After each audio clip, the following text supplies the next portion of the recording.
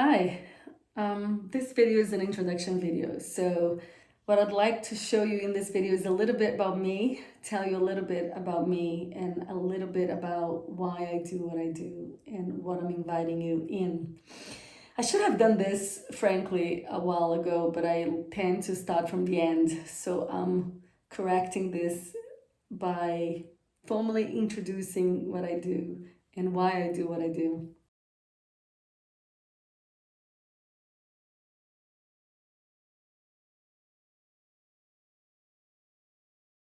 So I started this project a while ago called Fine Line Full Circle, which was with the idea of having philosophical and very pragmatic conversations, long form conversations about how men and women could collaborate better, not just in relationships, but in the world at large.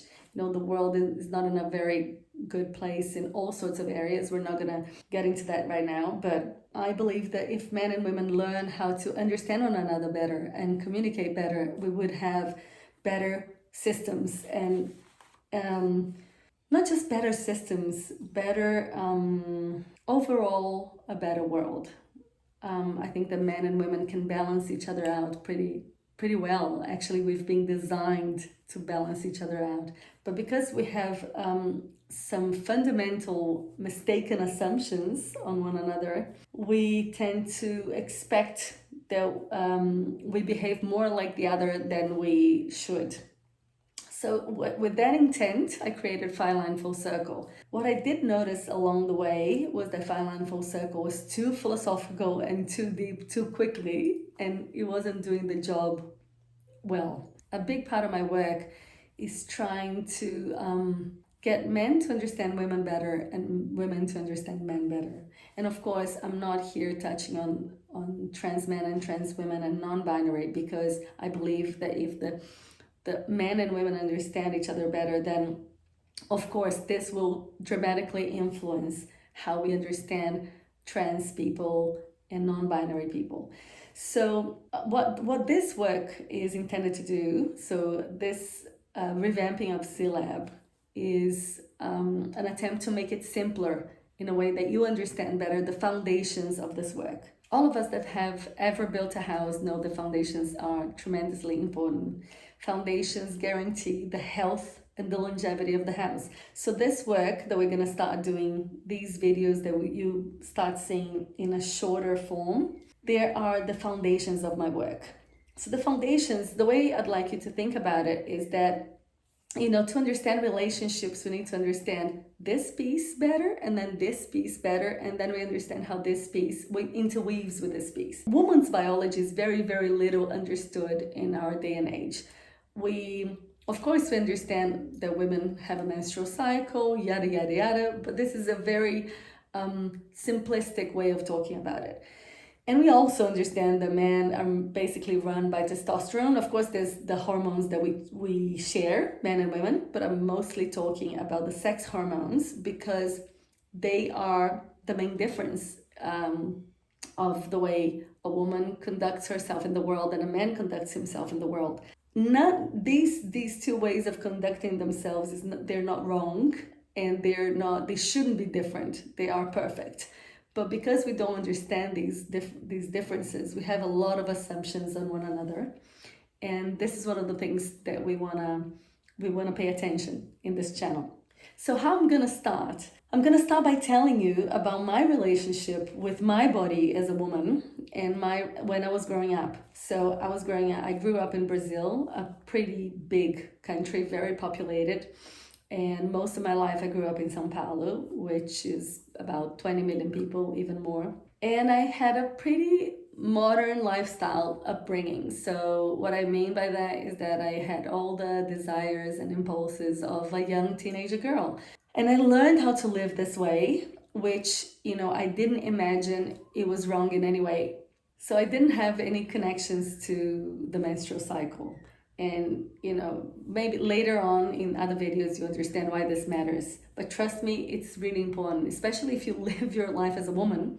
Even if you don't live your life as a woman, if you live with a woman, it's really important that you understand the cyclical nature of the female body.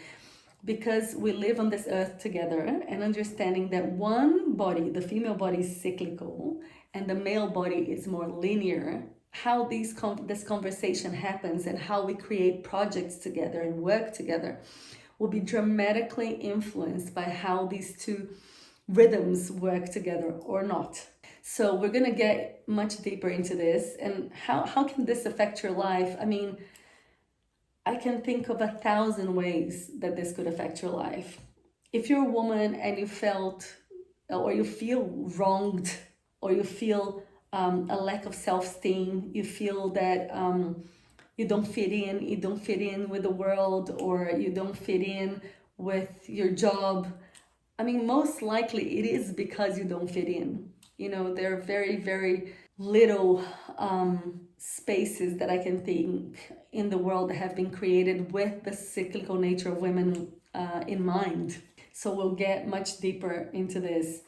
And there are pretty big consequences to not understanding our biology as women, but also as men, because we make decisions. A lot of men make decisions that will dramatically impact the health and the well-being of women. And a lot of times these decisions are made without fully understanding the impact of the decisions. So for example, last time I checked, about 85% of the private hospitals in Brazil perform cesarean sections as opposed to a natural labor. Now, the normal would be 10 to 15% of women would have problems in labor, but 85% is a very big number. So we, throughout this channel, maybe I should warn you, we're going to be touching on a lot of potentially delicate, controversial even topics, but I'd love to build trust with you that I'm doing this with the highest intent. I can reassure you that I don't judge people for their choices, but I think that a lot of times we make choices without fully understanding a lot of what is behind the choice itself. So throughout these videos, I'm going to start showing you how, you know, your relationship with your menstrual cycle, your mom's relationship with the menstrual cycle, your mom's relationship with the menstrual cycle also deeply impact how you give birth, for example, how you think about birth. So all these things are interconnected, and we don't have this wisdom in this day and age. Yeah, we forgot a lot about this in our culture, and we might even assume it's not important.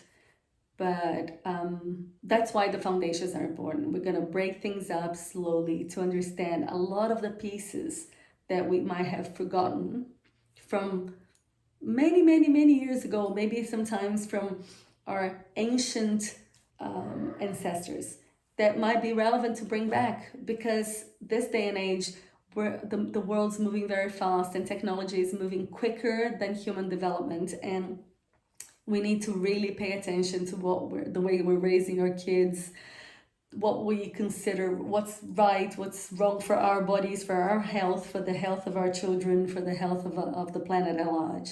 So I told you a little bit about how I grew up in Brazil, and I was disconnected from my cycle, pretty normal. You know, we don't even think that's a problem. We think that's a very normal thing in modern day. I ended up in Asia. You know, life took me to Hong Kong. I lived in Hong Kong for a while. Then I left Hong Kong and moved to India for a year.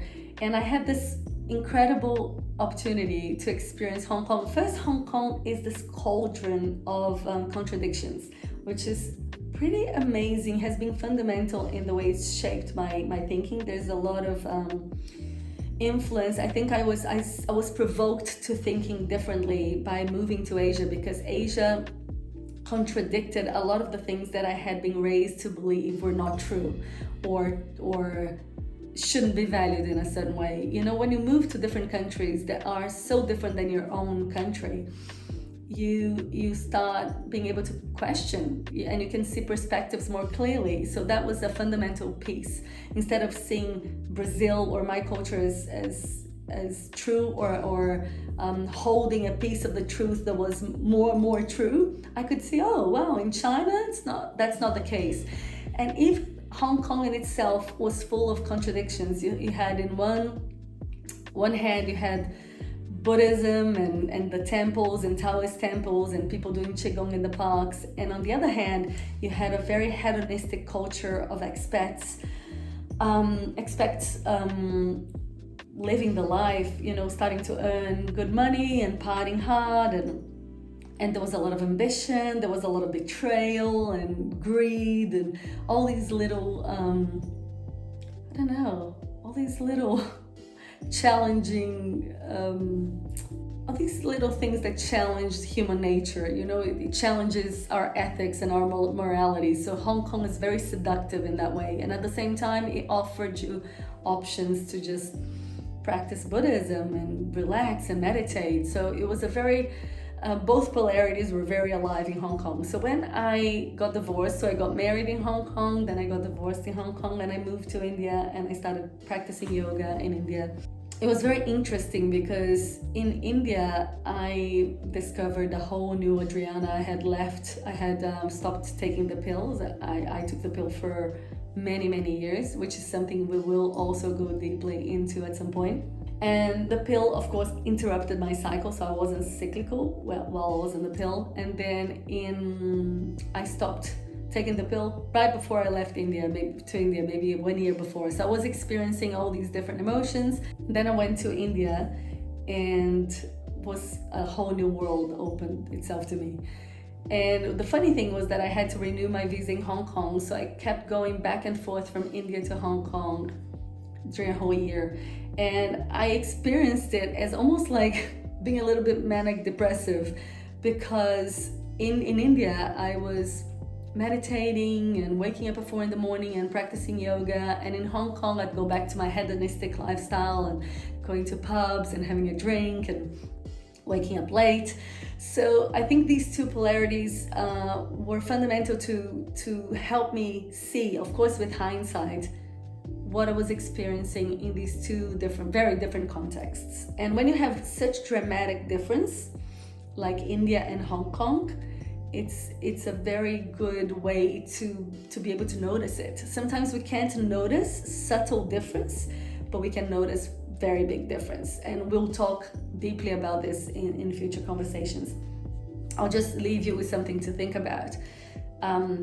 Ovulation and menstruation offer women of two very different states of mind. And I'd say that they're polarities, like India and like Hong Kong. And maybe even if you've never thought about that in your life, now if I could just plant this seed for you to start thinking about it. How do you experience the world when you're menstruating? How do you experience the world when you're ovulating? And just start noticing it, and you might be surprised. Some interesting thoughts might start coming for you. One thing that I need to warn you is that we'll be having lots of difficult conversations. And the reason being that when we touch on the choices that women make for giving birth, or the way that they choose to breastfeed or not, or the way that we choose to parent, or when you have any conversation about sex and gender, or when you have conversation about male and females and relationships, they're all very charged conversations. So we understand, if we have read any feminism, any books on feminism, we can see how emotional and passionate some of these conversations are. So we'll be having some potentially controversial, potentially challenging conversations in the channel, but I'd love to invite you to stick around and stay with me. The conversations usually I invite you in to just reflect upon the topics. So not to form an opinion straight away, but let the provocation sit with you and maybe spark in you a different way of thinking. And maybe I should tell you, maybe the why. One of the big whys for me is I think that the world is in such a situation that women and men need to start collaborating in a much better way.